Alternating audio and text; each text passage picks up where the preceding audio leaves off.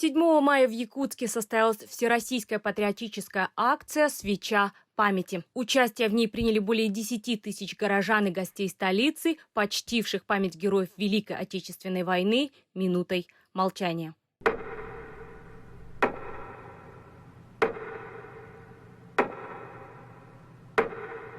Я горжусь, что у меня есть такие, как правильно сказать, такие родственники, да? Родственники, Которые воевали, которые постояли за нашу землю и никак не сдались. Мы тоже так же должны быть, взять пример от них, и тоже так же должно быть патриота нашей Родины, нашей земли.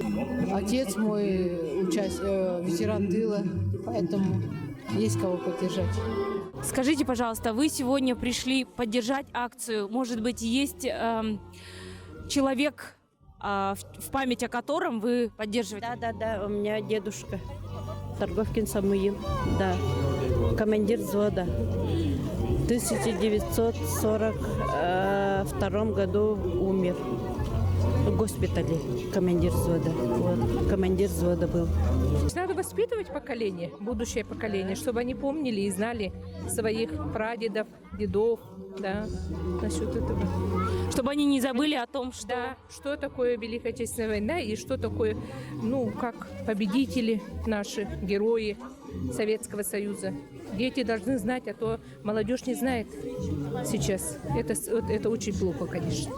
Впервые патриотическая акция «Свеча памяти» состоялась в 2009 году в городе Санкт-Петербург и была посвящена 65-й годовщине освобождения Ленинграда от фашистской блокады.